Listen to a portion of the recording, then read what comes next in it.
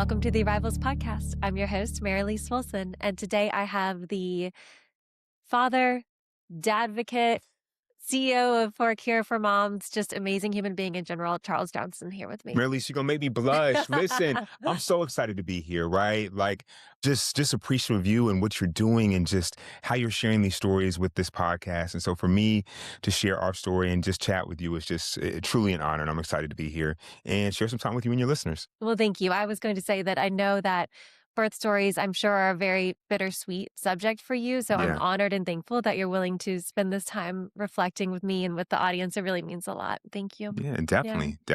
And I know we got so much to cover, but we just have to. I mean, I don't know if we're supposed to go here, but just to be here, just understand how far our families go back, right? Yes, like, please. And I don't know, for everybody that's listening, really, Merelise's husband, Chris, and his older brother have been lifelong friends. Yeah. And in fact, her father-in-law was my T-ball coach. That's how far we go back. And so it's so cool. I'm just so proud of what you all are building here and just to see, like, I mean, the fact that we're all adults is crazy, right? Yeah. And that, like, Chris and Matt are these amazing fathers and have truly, I was joking with him before he hopped on, has done extremely well for himself, chose very well, but no, it's really exciting. And it's just so cool to have this kind of full circle moment to sit here and chat with you. It is, Yeah. it's wild. I remember I met you for the first time like 8 or 9 years ago, and it was before I had kids, before I was interested in any of this. Yeah. Never could have imagined we'd be sitting here today talking. So it is amazing. Absolutely. Well, I'm excited. Let's jump into it. Let's do it. I know that you talk obviously a lot about Langston's birth. Yeah. With the work that you do and everything, but I obviously want to talk about Charles V's birth too. But I also thought, if you don't mind, I'd love to really start by talking about Kira. Sure. Because she should be here doing this with us. And I wish she was. But if you want to just tell everyone about her, I think that'd be a good place to start. No, and I appreciate that. So for me, I mean, honestly, bragging about Kira is still one of my favorite things to do. And so Matt and Chris know that she was way out of my league. We're talking about a woman that was the most phenomenal human being that I've ever met. We're talking about a woman that raced cars, that ran marathons, that traveled the world, spoke 5 languages fluently, and really just challenged me to be a better person in every single aspect of my life.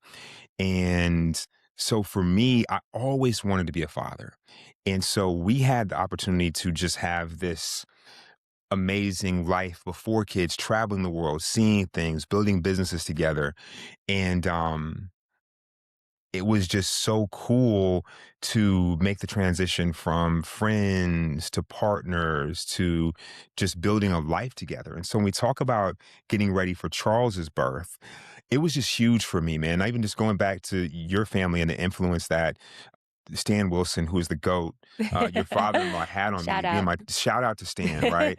And I was telling you when we had lunch the other day that he really shaped a lot of the type of father I wanted to be, right? This guy that was just always had this amazing energy, and you could always feel the love he had for his boys and for his family, and just him coaching the T-ball team and how he would show up with all this energy and just have this kind of beautiful enthusiasm that would wrangle all these little knuckleheads. And so for me, that's what I wanted to be. I wanted to be that dad that was involved, coaching the teams, super present. And so when we found out we were welcoming our first son, Charles V, believe it or not, in 2014, we were so thrilled, right? So thrilled. And Kira, just in typical Kira fashion, was just over the top with everything. She started planning his first birthday party when she found out she was pregnant, right? That's the type of mom that she was. We were just so thrilled. And of course, that first go round, for those of y'all who are listening, it's different. It's like you're overbuying everything. You're over anxious. You are just reading everything. You are just consuming everything, like literally from a consumption standpoint of purchasing everything to reading everything and trying to be as informed as possible. And so we welcomed Charles in September of 2014, and throughout Kira's pregnancy, she was really healthy. We planned to have a vaginal delivery here in Atlanta at Northside. And, we went in, it's interestingly enough, Kira's water broke actually on the table at our last OB visit. Really? Right? So we literally were like in our OB visit and we were like, oh boy, it's happening. That's a And first. so it was like, it was convenient. So we literally just hopped in the car and went across the street. And, we were progressing through Langston's delivery, but what happened was, is as Kira began to have contractions, Charles's heart rate would drop when she had these Yeah. contractions, and it kind of got to a point where it really caused some concern. So Kira had to have an emergency cesarean for Langston's delivery, which is important Charles's contextually. delivery. I'm sorry, for Charles's delivery. Yeah. Thank you, because I talk about Langston's delivery so Yeah. often. For Charles's delivery, Yeah. and which is important when we talk a little bit about Langston's delivery, but it was scary there for a second, right? And so they rushed her back, but the team at Northside was amazing. They got Langston out. I'm sorry, Charles out. Once again, sorry guys. Charles out. He was perfectly healthy, and we were just overjoyed. Kira, of course, anybody that's been through a cesarean delivery knows that they can be challenging, but her recovery was good. And really, we spent a couple of days at Northside with a team that was just really wonderful, and we went home with this amazing, perfect little boy, and started trying to figure it all out. Right, Yeah. trying to figure all the things out. And, you know, for us, it was just such a just amazing time in our lives, right? Just um, to meet this brand new little guy that had such an old soul. And if you Mm. spend time with Charles now, even at 11, like he is just wise beyond his years, right? We just remember him just like staring at us like he had been here before, like from within hours. Like as soon Yeah. as he could open eyes, he was like, okay, just checking everything out and just very chill, very cool. And, he's still very much that way. I love that Yeah. classic firstborn energy. Classic firstborn energy. Oh, Seriously. so you obviously know so much about birth and everything now, probably more than you ever thought you No would. question. But leading up to Charles's birth, did you guys have any sort of birth plan, Yeah. preferences? Had you engaged a doula or? Listen, we had all the plans, Yeah. right?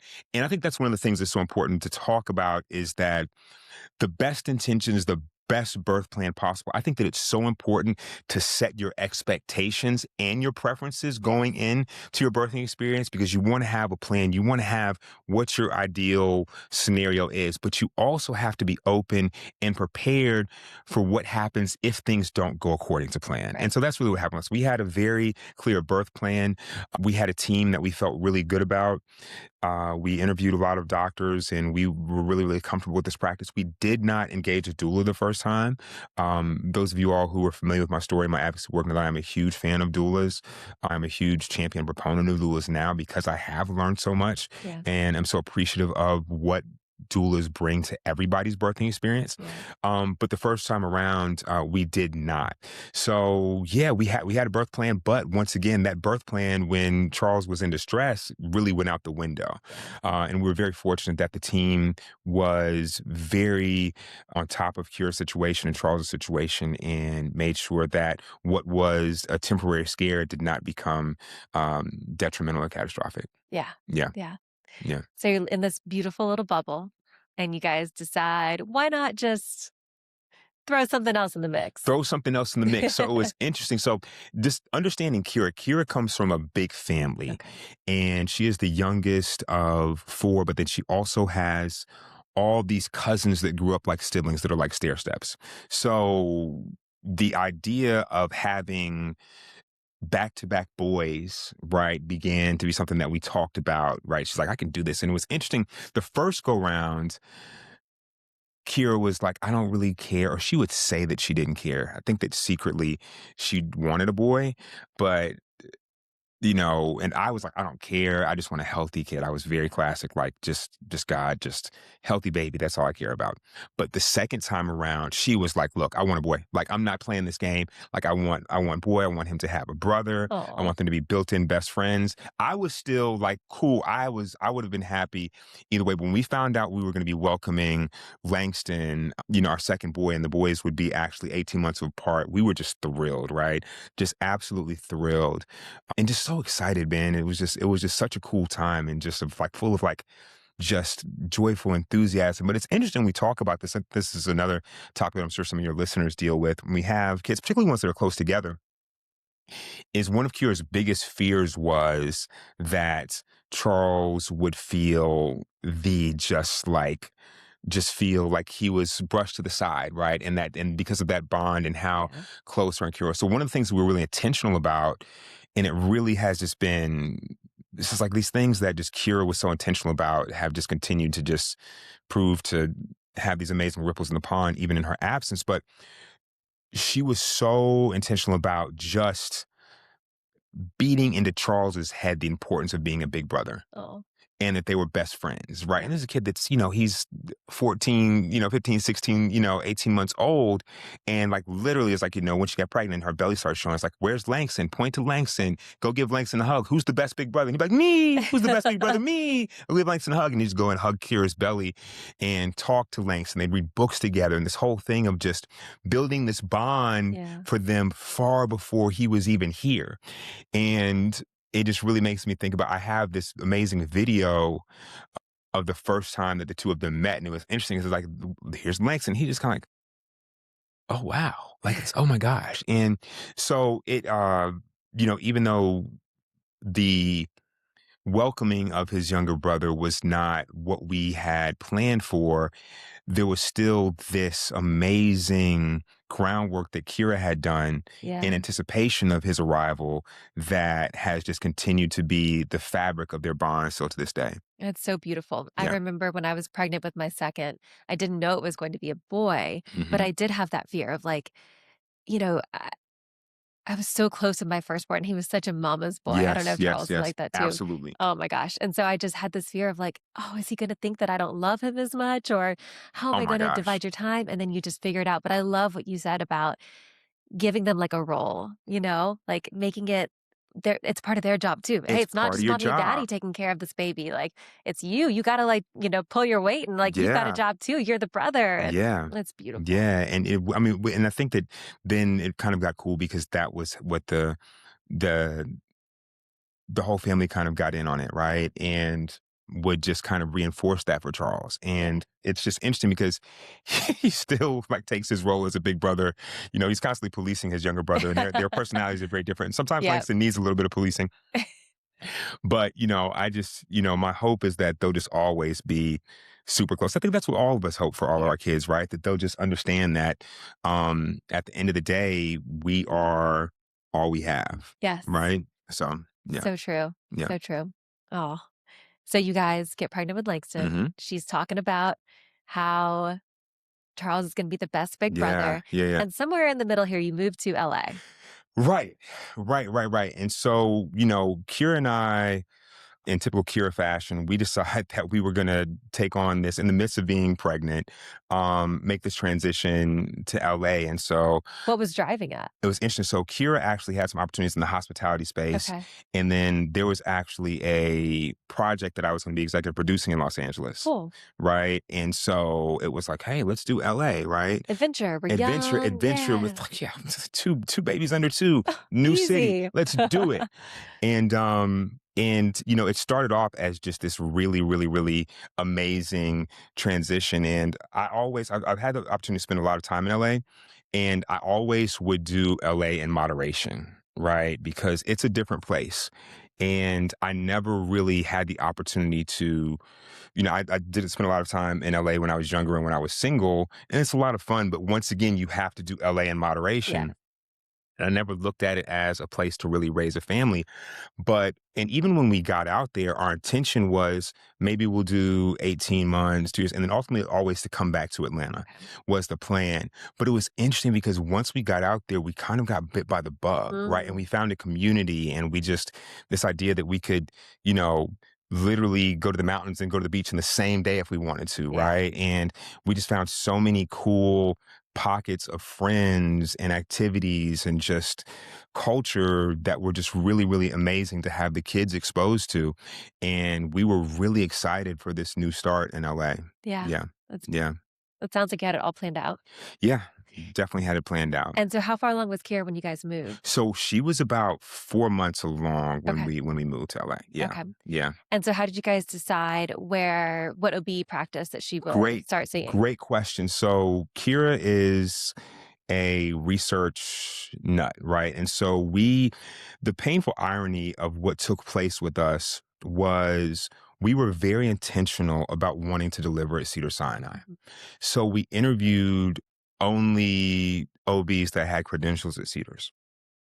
And And why was it that you great question. So, because it was our understanding that Cedars was the place, it was supposed to be the best place. It was supposed to be this fancy hospital in Beverly Hills that is a teaching hospital and has this reputation for being the place, definitely right? has that brand It has recognition? that it has Yeah. that brand recognition. So we were very intentional about that. Not only that, it was also very close to where we were living Yeah. in LA. So I mean, literally, we were 10 minutes, like 3 miles from Cedars, right? Yeah. So all those things kind of played into our decision to deliver at Cedars. And so we interviewed about 4 different OBs in LA.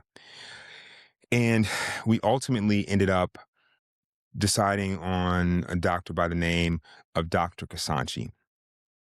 Dr. Kasanji was an older gentleman, but his reviews were great. When we went and sat down with him, he had this amazing bedside manner, very warm. And then also, it's also, people who have been through this understand that also your staff plays a big role in making you feel comfortable and welcome. So his receptionist was great. All of his nurses were great. And so they just kind of really made us feel welcome and comfortable. And so we decided to go with Dr. Kasanji, and we built what we thought was a wonderful rapport with him and a level of trust. And what's interesting is that it was actually Dr. Kasanchi that recommended a scheduled cesarean for Langston's delivery. Mm. And he was saying, look, she had an emergency cesarean for the first delivery. We think that this is the way to go. And that was his strong suggestion. And once again, we trusted him. And I know that people who are listening will ask, was there the option of a VBAC presented or a vaginal birth after C-section? That was never something that was discussed. And we were like, okay, doc, we trust you. If you think this is best, that's what we decided to do. And so because this is family, I'll kind of share a lot more context that people who may be familiar with Cure's story may not be aware of. And so Please, yeah. um, throughout Cure's entire pregnancy, she was in great health. All signs pointed to both her and Langston being extremely healthy. So it was very interesting as we got closer to Langston's due date. Dr. Kasanji began to make mention of this other doctor by the name of Dr. Naeem. Okay. And so he'd say, hey, kind of casually, he'd mention Dr. Naeem and say, hey, look, there's this other guy who sometimes I work with. If you guys have some time, I want you to go and by and meet him. Mm. And we kind of brushed it off because here in Atlanta at our practice in Northside, it was a large practice, and whoever's on Yeah. call catches the baby. Right. And Right. so, That's what I was gonna ask. Was yeah, it your understanding that Dr. Kasanji would be the one who delivered it Langston? was. It Okay, was which is that was different than a lot of times in that Atlanta. was our understanding. Yeah. And then and it was kind of he mentioned it kind of by the way. Yeah. Up until our last visit before Langston's delivery, we went in, and at the end of the visit, he asked the question again. He said, have you all had the opportunity to go meet Dr. Naeem? We said, no, doc, we've just been busy. He says, look, and it was very interesting. His whole tone and demeanor changed, and he got very serious. He says, look, I really want you to meet Dr. Naeem. In fact, his office is right around the corner. Can you guys go over there now? I'll call ahead, tell them that you're coming. They'll roll out the red carpet for you, right? We had some downtime. We were like, you know what? Cool. Doc wants us to go see him. Fine. So we head over to Dr. Naeem's office. And the first red flag was we walk in, and his receptionist was smack in the middle of a full blown just confrontation with a hearing impaired couple. She was being belligerent. She was loud talking this hearing impaired couple, right, who just had questions about their paperwork. And in typical Kira fashion, she comes in because she knows ESL and diffuses the whole thing, Of right? course she does. Just no sign language, right? Just breezes in, just gets them situated, answers their questions, like just mediates the whole thing. Waddles up to the desk and says, "Hey, we're the Johnsons. We're here to see Dr. Naeem." The lady couldn't have been more rude, just condescending. You can't see him right now, but let me see. You're on his schedule. He'll see you on April 12th, and just dismissed us, like literally, like he'll see you on April 12th. And I'm sure you guys were like, well, so the doctor sent us over here, said that you guys would Yeah, see us, and it like was we like went out of our she was so way. dismissive. She was so nasty, and it was like, Okay, cool, right? And once again, it wasn't that big of a deal because it was okay. We didn't really think anything of it. And that's the thing is I kind of put these breadcrumbs back together. So it wasn't on your radar that he wanted you to meet him because he might deliver your baby. Nah, it was just like, hey, I want you to meet him, right? Uh-huh. But it was interesting. I remember that kind of a thing, like you're on his schedule, he'll see you on the 12th, which was when Langston was scheduled to be delivered. And I remember thinking about that and like, huh, okay. So I remember going back to the car and I know that you've been there and some of your listeners who've been there close to the end, you're not going to let anything steal your joy. We just kind of brushed it off. Yeah. I remember walking back to the car with Kira and us joking about the fact of, man, we're so glad that we haven't had to deal with somebody like that for the past 5 months because our OB's office and their staff has been so kind and just the opposite. Yeah. So fast forward, April 12th comes. It's go time, right? And so we arrive at Cedars. Langston's we come in around noon. Langston's delivery is scheduled at 2 o'clock in the afternoon. So we arrive at Cedars, we check in, and Dr. Kasanji, you know, comes to meet us, and Dr. Naeem is with him. First time we've ever met him. And I remember Dr. Kasanji came to greet us Yeah. and said, this is Dr. Naeem. And I remember Dr. Naeem being standing there and him just being on his phone. He says, oh, hi. Right. And then it's like, And it was once again, he's introduced, we have these doctors here, right? So both doctors are there, right?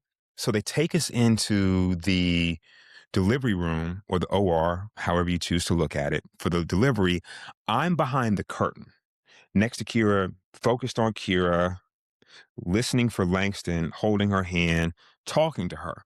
I know that both doctors are there, but I can't see what's going on behind the curtain. Yeah. Fast forward, um, I hear Langston crying. They say, he's here. I hear all the instruments. And so it's just like, he's here. They wrap him up. They hand him to Kira. And it's just like, oh my gosh, like he's here. He's perfect. Like he's healthy. We get to meet him. Kira gets to hold him.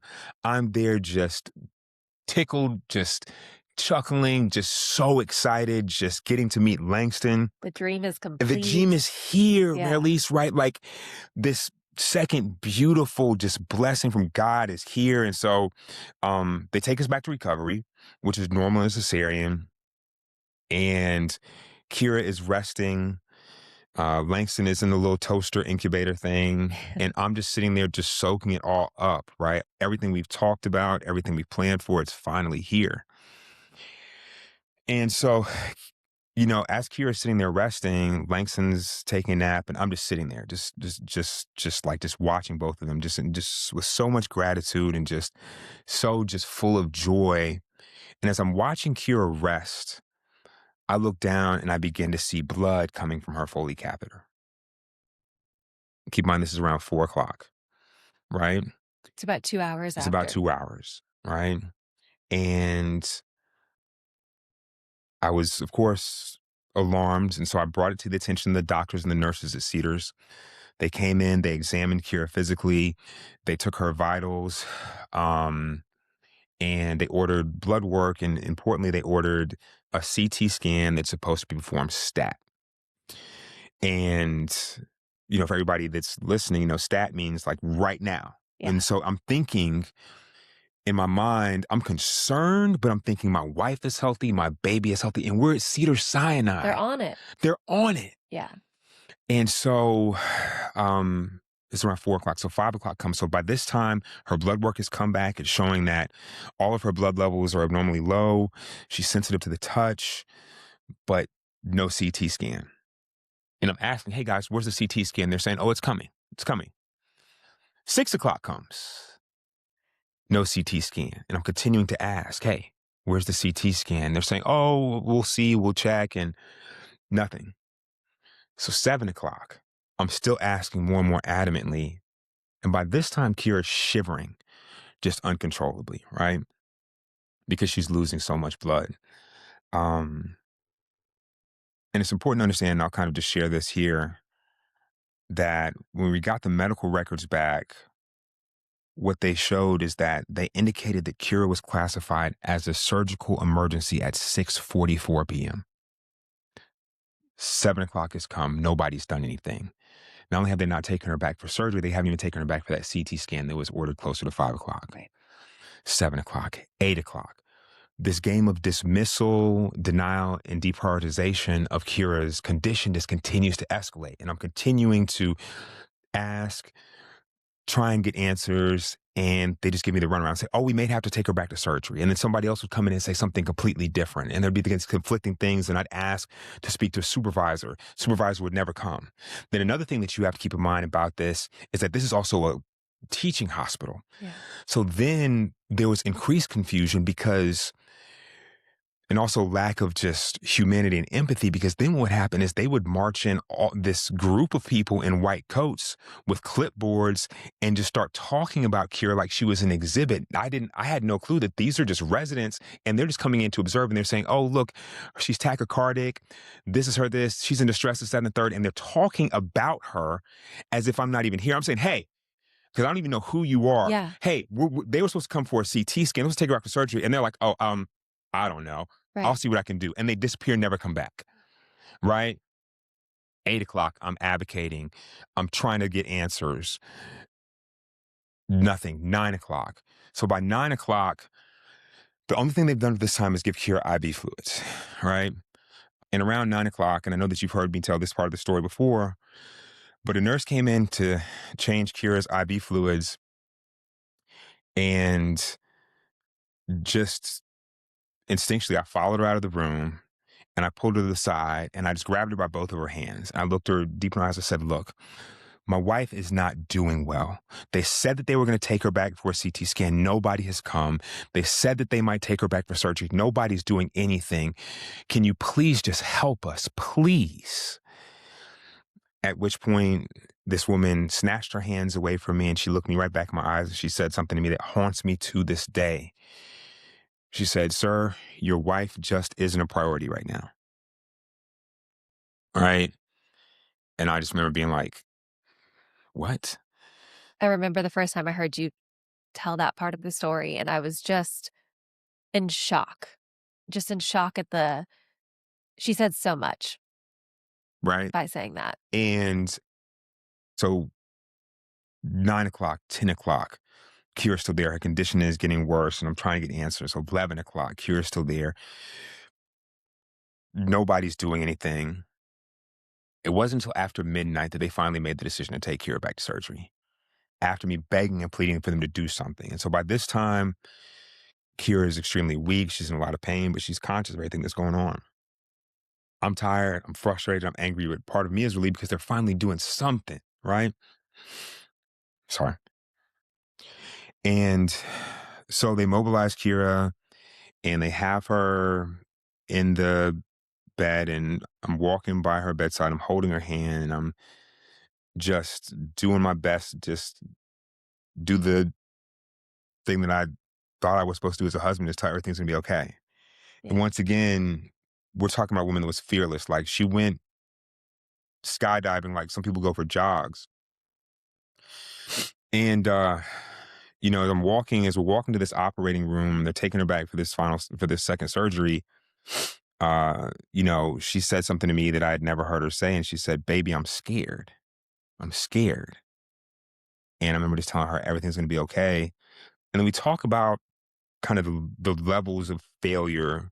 There were so many ways that Kira was failed that afternoon over that course of more than 10 hours. But like, I feel like the greatest failure is like this lack of fundamental human decency. Dr. Naeem, who had been responsible for the delivery, and we'll get back to that, he overheard Kira expressing her fears, and he said something once again that still haunts me. He said, it's not a big deal. Sometimes these things happen. I'm going to go back into the same incision I made for the cesarean. I'm going to find out what's going on. I'm going to fix it, and she'll be back in 15 minutes.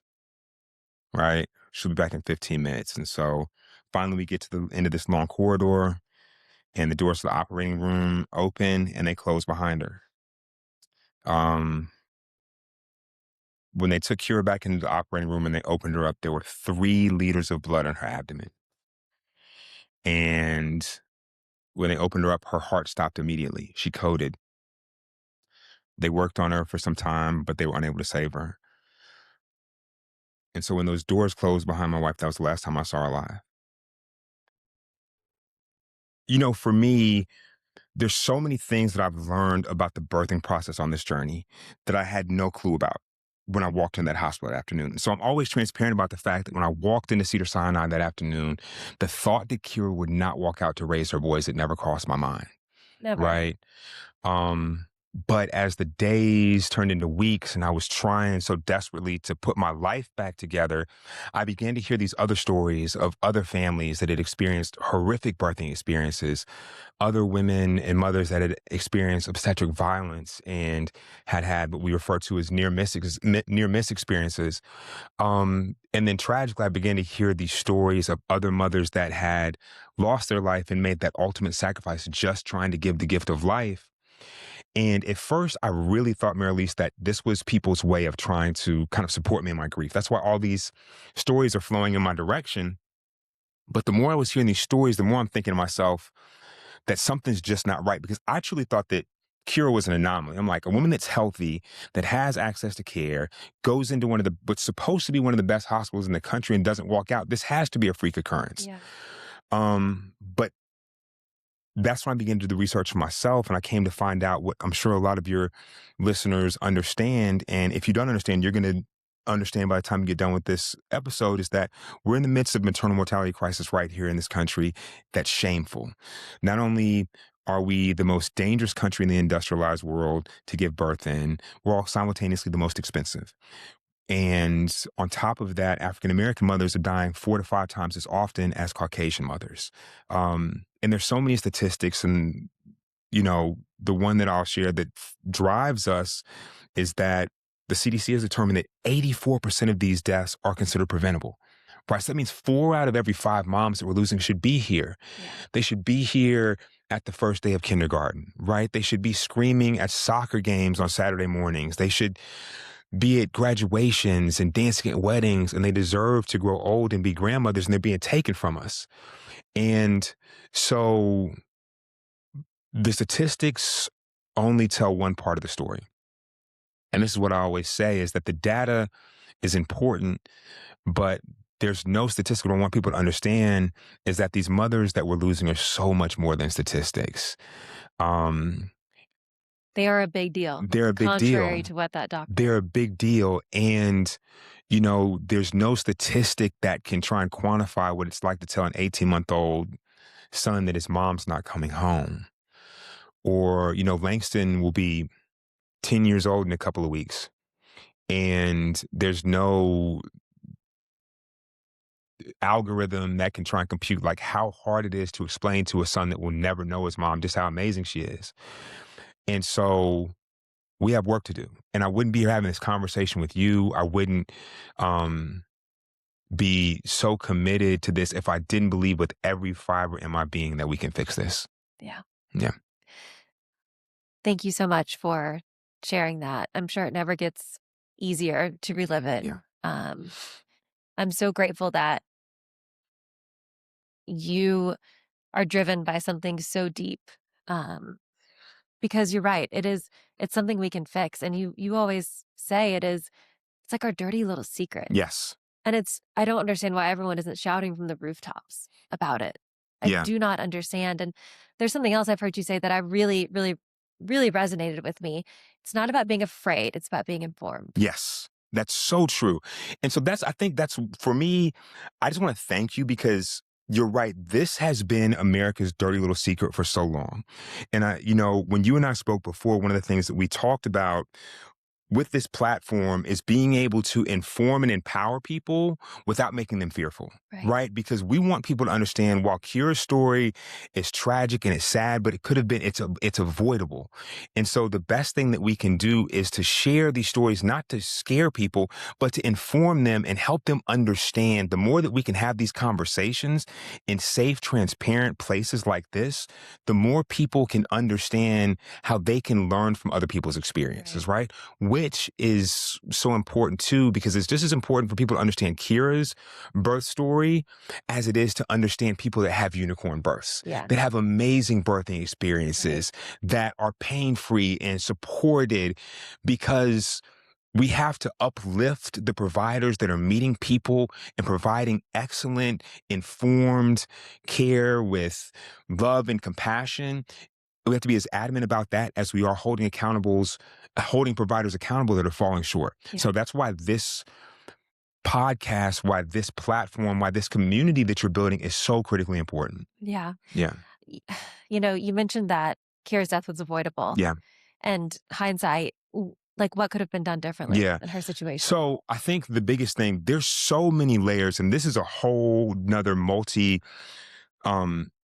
episode piece. So there are the technical things and the procedural things that went wrong, that are still beyond comprehension. So to give you an idea, what we found out after we got the autopsy back and the California Medical Board did their investigation, and I don't know if you know all of this, Merelise, and so kind of brace yourself for what I'm about to share.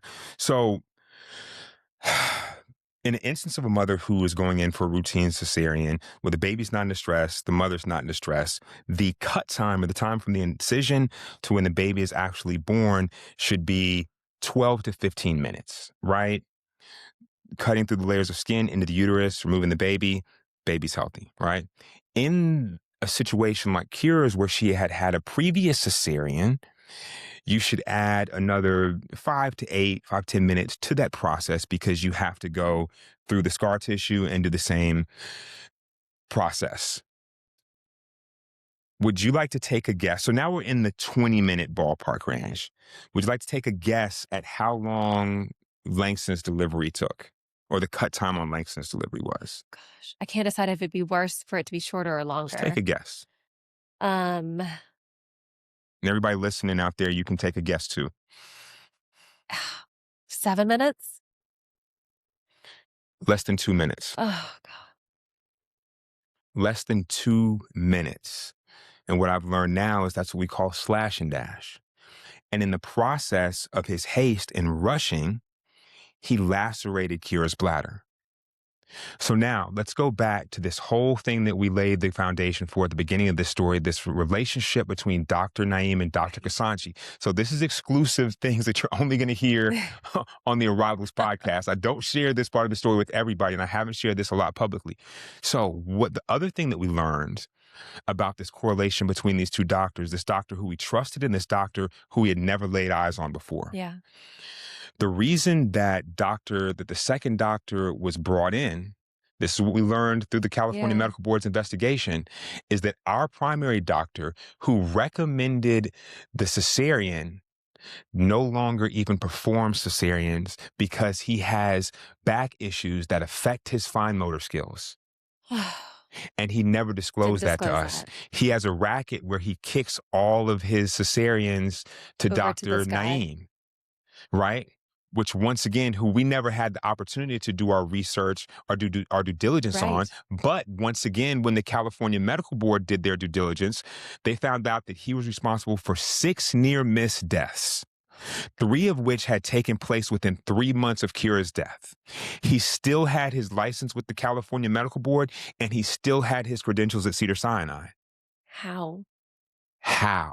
Right? And so this is where we have to talk about levels of transparency and what's failed. So once again, even with all this, even with the haste, even with him rushing the cesarean, even with him lacerating Kira's bladder, it didn't have to be fatal. Right. Hospitals have in place what is called postpartum hemorrhage protocols.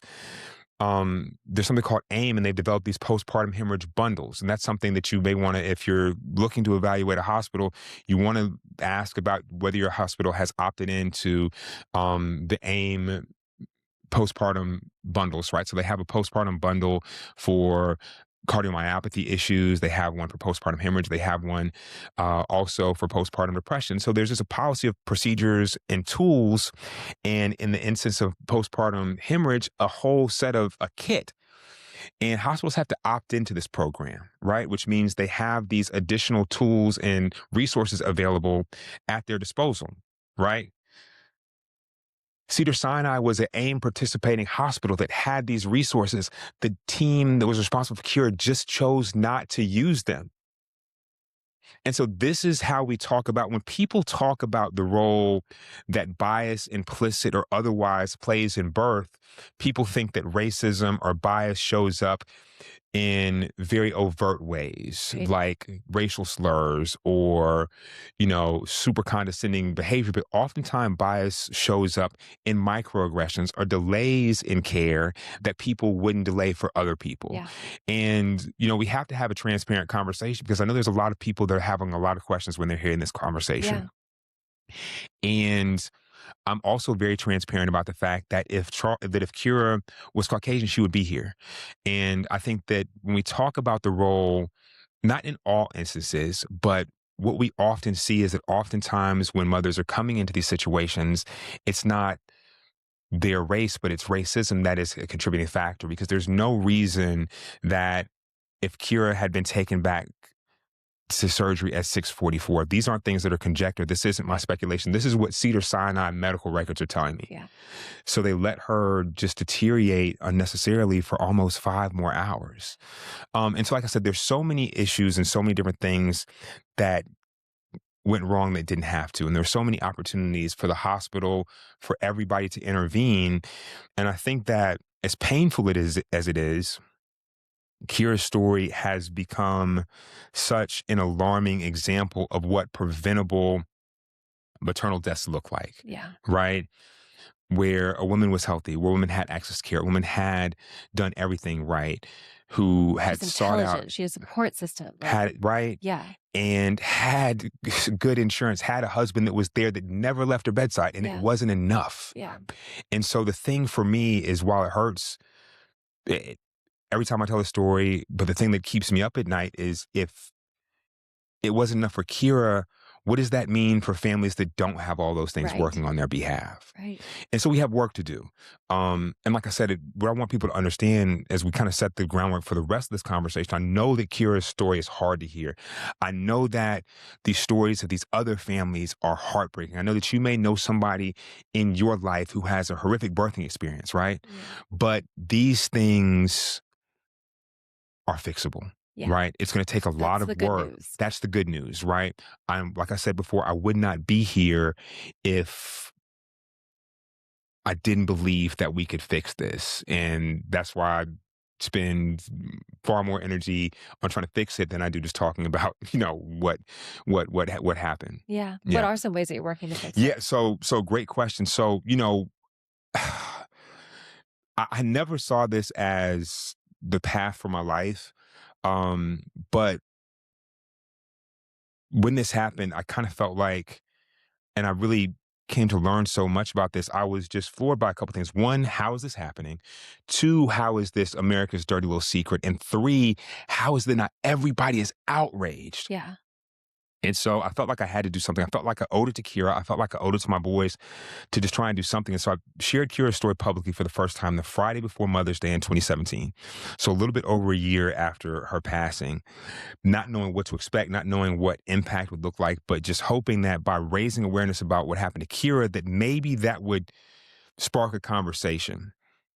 Naively thinking that I would go back to being, a dad trying to raise these two kids in obscurity, but Kira and the universe had very different plans. And so Kira's story, along with the story of so many other mothers, have become the catalyst for what I call the maternal health revolution. Yeah. And so we founded For Cure for Moms, which is a nonprofit organization with one very clear mission, not only to pay honor to Kira, but to every other mother that has made that ultimate sacrifice.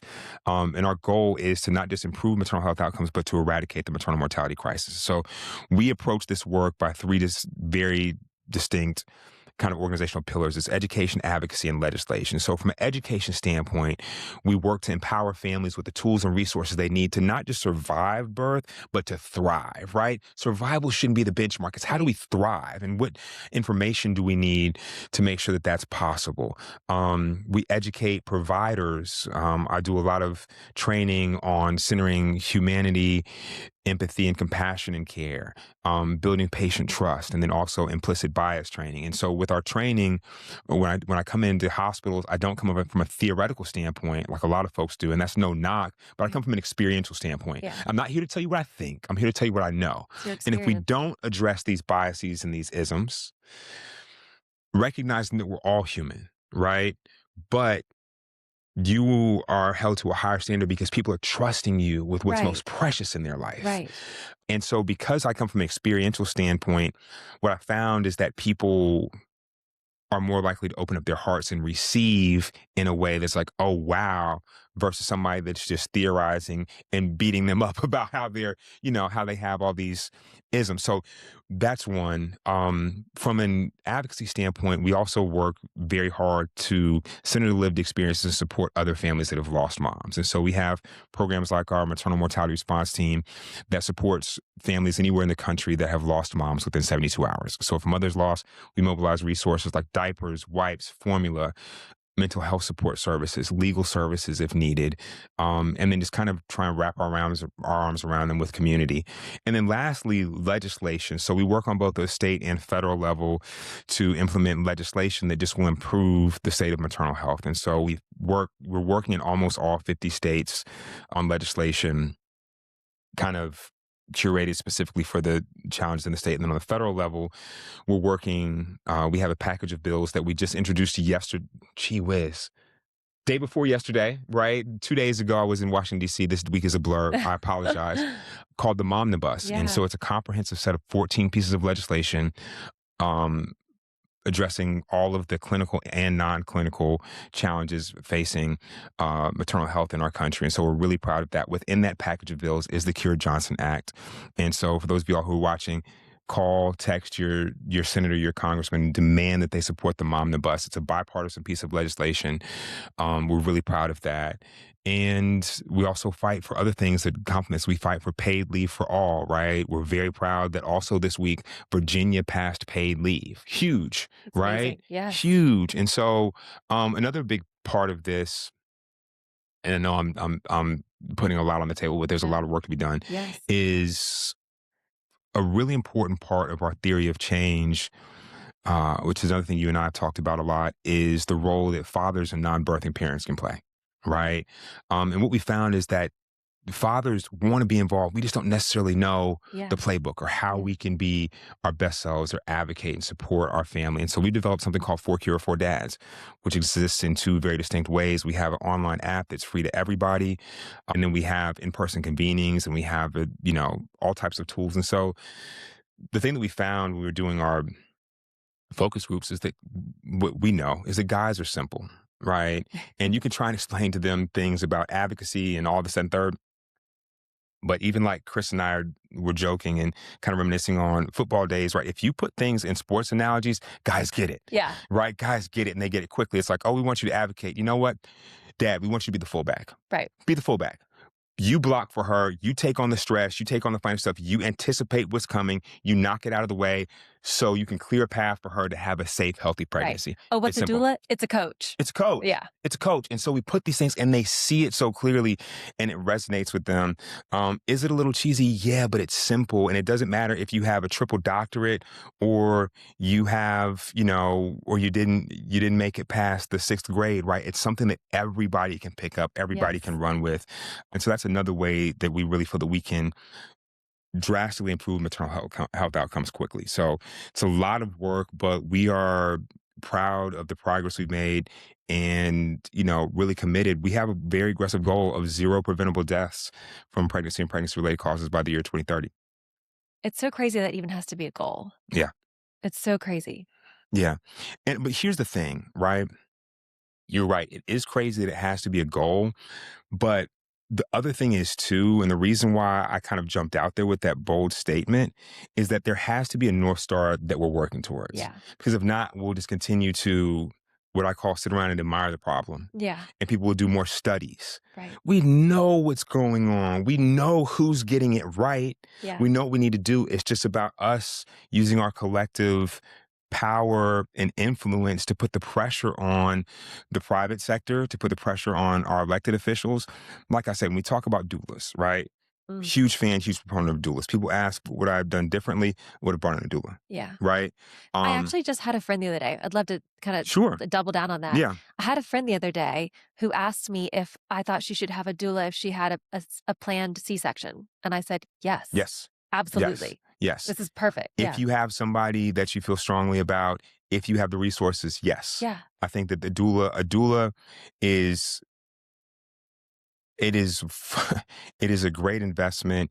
It is the peace of mind is worth it. Having an extra advocate, having somebody that will be there to make sure that you have a second set of eyes and ears. Right. Well, and then what Chris and I always talked about, because I didn't have a doula with my first, but Mhm. then we did with my second. Yeah. And, as wonderful as Chris, I always joke he was kind of my doula with our Yep. first birth, and he was great, did a great job, no complaints.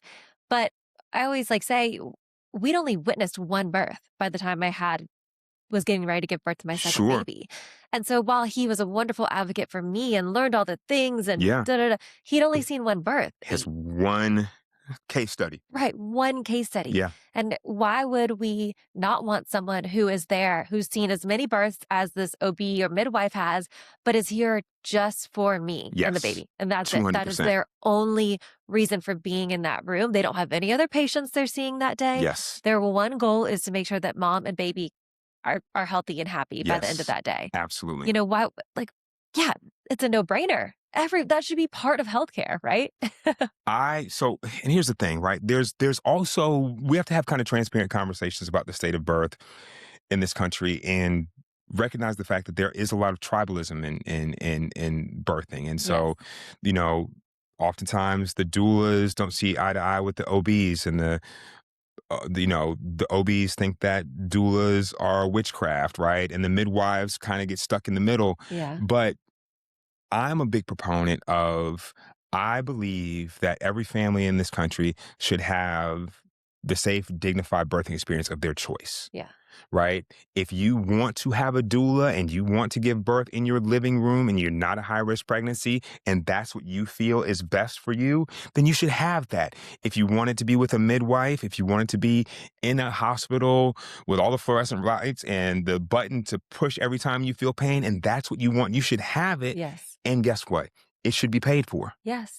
Right. And I think another thing that I'm really a big advocate of is what we call an integrated model of care. Right. Yeah. So people also feel like they have to make this choice between one or the other. But you can have an OB that works hand in hand with your doula. Yeah. Right. And so these are also important questions to ask when you're trying to figure out your team, right? Or would they be open to working with a doula? Or if you start with your doula, do you have an OB that you like working with, that is compassionate, Right. that is open-minded? And so these are the things that we can find because it's out there. We just have to understand what questions to ask and where to find those wonderful providers. Yes. I mean, so many things to unpack there, but yes to all of that. And I think for whatever reason, I don't know when this started, but at some point we as women and fathers as well, we're just told, trust the doctor, deliver the baby in the hospital, and that's it. End of story.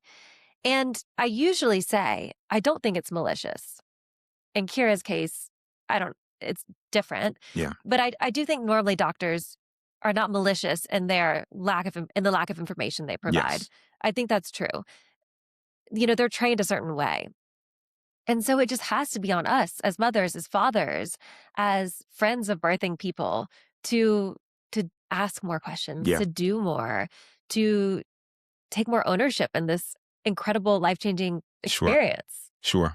And I'm so glad that you brought that up, right? Because I have to say this because people hear me talk and they make presumptions about the way that I feel towards all doctors or all obstetricians. And I have to be really clear that I'm not anti-doctor. Right. I'm anti-negligent doctor. I'm anti-racist doctor. I'm anti-biased doctor, right? But I am clear that the majority of medical professionals that have chosen this path are wonderful people that have committed their lives to improving Yes. the lives of their patients. Yes. However, what we cannot ignore is the outliers that don't operate like that, Right. that carry certain isms or preconceived notions to their birth. Or there sometimes is just a human factor that life comes into situations that require a certain level of compassion, empathy, or connectivity that somebody may just not be capable of delivering right Yeah. then, right? Yeah. The other piece of this, too, that we have to have a candid conversation about is that there are a lot of perverse incentives in healthcare, particularly in birthing. Yes. And what I mean by that is oftentimes what we see is literally, I think it's cesareans and the removal of tonsils are the most common surgery in the United States, right? Think about that. The Yeah. cesarean is the most common surgical procedure in the United States. So if you look at the cesarean rate, if you look at a chart of the cesarean rate in the United States over the past 60 years, right? If you lay the maternal mortality rate on top of it, it mirrors it almost identically. Now, let me be clear. Sometimes cesareans are life-saving and they are very, very, very necessary. Yes. Even planned cesareans are the best thing for that family. But what we also have to understand is that there is an incentive oftentimes. If we look at the bottom line with a cesarean delivery, a doctor in a hospital can get a woman out in a fraction of the time and charge her 3 to 4 times as much. Yep. And every one of those interventions in her birth becomes a line item on her bill. Yes. So the Pitocin, the epidural, all these things that they are doing to intervene. And oftentimes we see a domino effect. So it's, you know what? You're not dilating. We're going to give you this to help you dilate. Oh Yeah. my goodness. Now, guess what? That made the baby's heart rate drop. So now we're going to have to do a cesarean. They become Right. cascading effects. Right. Um, and so we just have to be informed. That's why it's also important to have a doula there, or at least an advocate in your family that understands your birthing Right. preferences and understands what questions to ask. And Right. the reason that I say that is that why we want to make sure that fathers and families are informed, because it's unreasonable to expect a mother to give birth and advocate for herself at the same time. Yeah. Right? And I hear this conversation. Well, you have to advocate for yourself. Are you kidding me? Have you ever do you know what it feels like? I don't know, but I know enough to Yeah. know that that's an unreasonable expectation. No. And so to have somebody there that even has the wherewithal to ask, well, what happens if we just wait? Right. What happens if we just wait? Yes. What are the benefits? What are the potential outcomes? And just understanding the simple principle of informed consent, Yes. right? Understanding that you have the right to ask these questions, because sometimes doctors, instead of giving you informed consent, they give you statements or leading things. We're going to do a cesarean now. We're going to do this now, versus like, wait, instead of presenting options and allowing you all to work in a collaborative fashion to Right. make a decision that you feel is best. Yes. All of that. Yeah. I actually, in a moment of clarity, also though, thanks to Chris being a very involved birth partner in my Yeah. first birth, we did that. They were going to take me to a C-section, and I had planned to have as low intervention of a vaginal birth as I could. And the baby's heart rate was all over the Yeah. place. And we said, what if we wait? What if we wait? And they were literally preparing. They're like, this is happening. We're going to take you back. And we were like, what if we wait? And then lo and behold, all of a sudden, there were other options. But I think 99% of women in my situation would have said, Okay. okay. It's so emotionally charged. There's so many competing factors, and we are so trusting, right? But at the end of the day, we cannot negate the fact, and this is not passing blame, but facts are facts, is that you birthing people are commodities. And if we can get the highest possible value from this person's birthing experience, right? Yeah. And we also have to be transparent about the fact when you set foot in that hospital, those providers, those admins know exactly what your insurance is going to pay for, Mm, I never thought about that. Yeah. right? Yeah. And so and once again, this is not me trying to frame this as that everybody is malicious, right? Right. But I've had so many heartbreaking realizations along this journey. I give you another example of just how things become staggeringly just awakening and heartbreaking. I'll never forget. I was invited to join the advisory board for this tech startup, and we were in a meeting, and they were talking about a go-to-market strategy for this product. And this product would do a lot of miraculous things, including reduce the number of days in the NICU for babies. Right? It would tap in, it would do things with data, and then they would be able to kind of really drastically reduce the number of NICU stays. And so I start thinking, oh man, like this is easy. And I'm talking about what the go to market strategy is. And I was started talking about, well, you're going to save all this money. Oh my gosh. And I started thinking about all these relationships with healthcare systems that I had developed through consulting or speaking or being brought in across. And I was like, oh, I'll start reaching out to these hospitals, their CFOs, their chief financial officer, and talking about the solution I have. And I kind of put that on the table and everybody got quiet. Yeah. And I was like, what? And they kind of looked around the table at each other, like as if to like, well, who's going to tell him? And then the president of the company said, Charles, that strategy won't work. And I said, why? I said, because this is what they said to me. And it broke my heart. I said, because hospitals count on having a certain amount of $1 million babies every year in the NICU.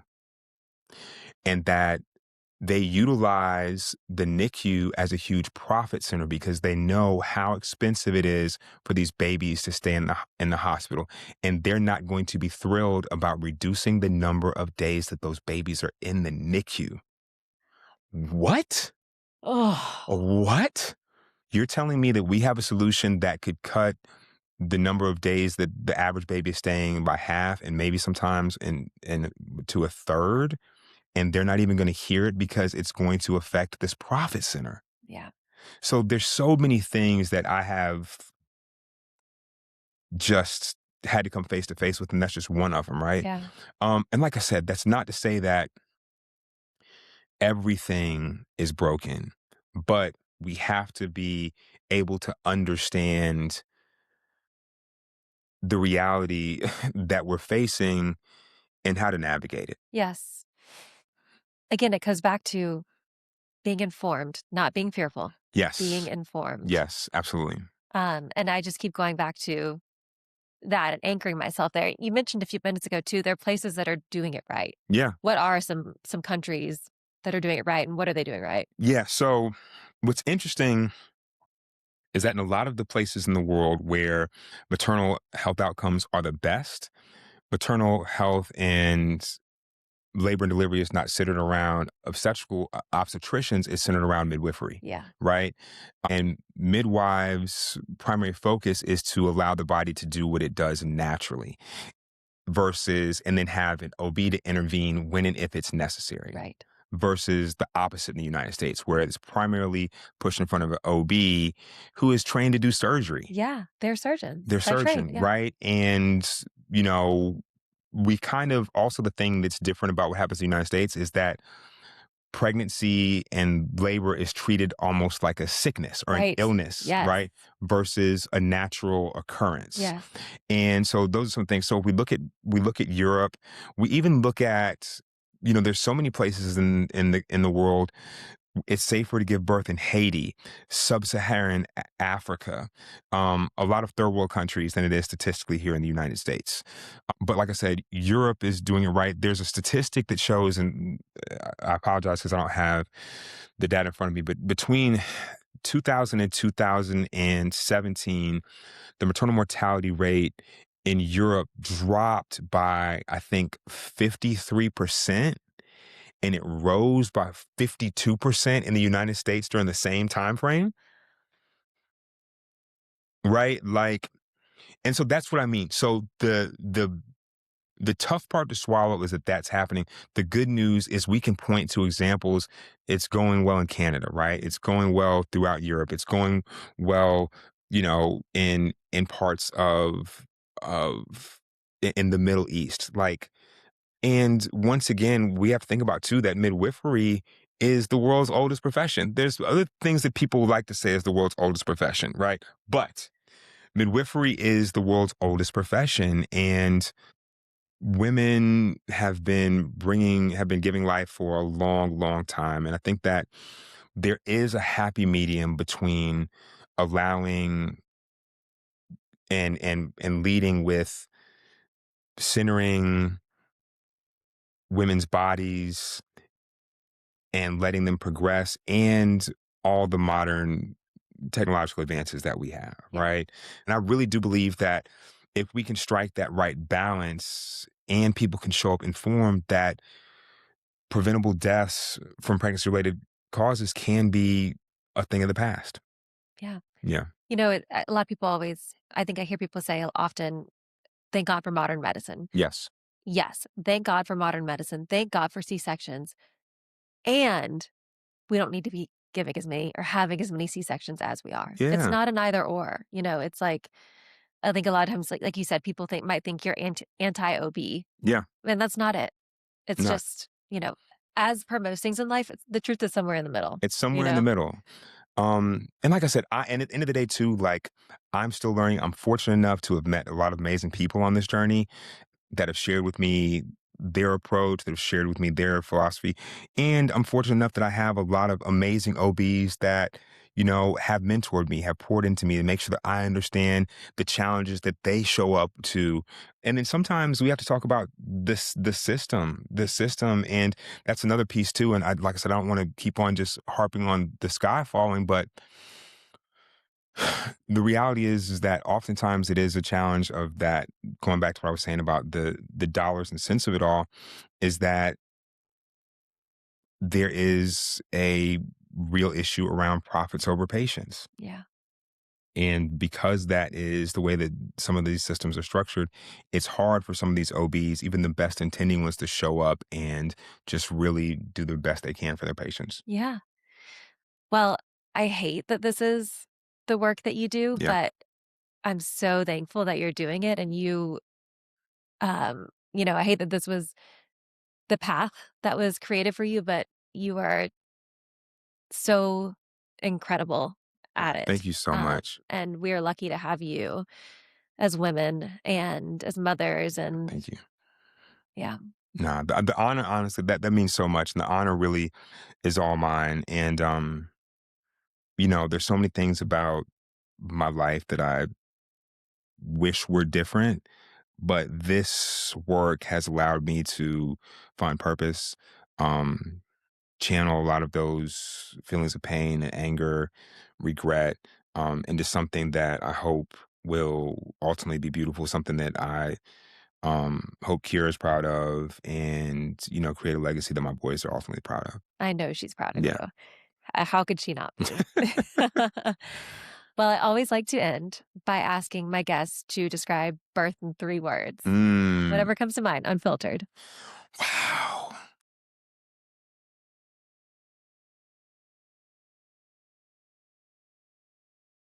Oh man, that's tough for me. I think that joy, hope, and love is how I would describe it. Those are 3 words that really come to mind. I think that just the joy of it all is what I really want to make sure that every family gets to experience. I'm hopeful that we are working towards a time and a place where um, stories like here are a thing of the past. And it's just love, right? It is just the purest manifestation of love. Magdalene, I just really hope that a safe, beautiful birthing experience is something that everybody gets the chance to enjoy. Mm.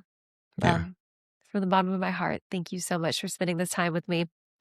You've been listening to the Arrivals podcast. Until next time.